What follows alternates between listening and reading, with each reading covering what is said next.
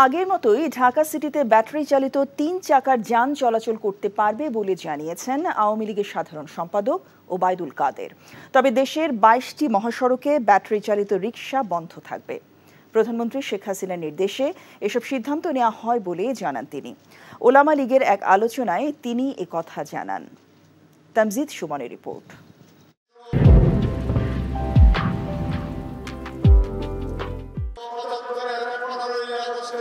ওলামা লীগের প্রথম প্রতিষ্ঠাবার্ষিকীর অনুষ্ঠানে প্রধান অতিথি হিসেবে মঞ্চে উপস্থিত ছিলেন আওয়ামী লীগের সাধারণ সম্পাদক ওবায়দুল কাদের।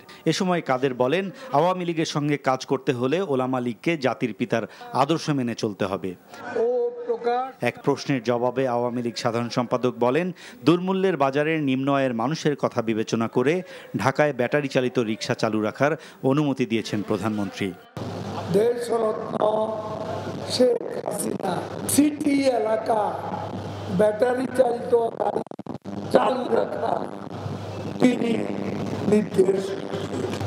এই হাইট সাইজ চাকা এসব ব্যাপারে যেন এগুলো বাস্তবসম্মত সে ব্যাপারে বিআরটিএ প্রয়োজনীয় নির্দেশনা প্রধানমন্ত্রী সবাইকে পৌঁছে দেবে।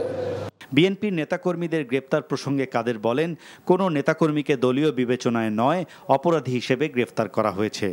বিএনপির কোন নেতা কর্মীকে বিএনপি হিসাবে জেলে পাঠিয়েছি অপরাধী আস্তানা, অপরাধী ঠিকানা জেলখানা।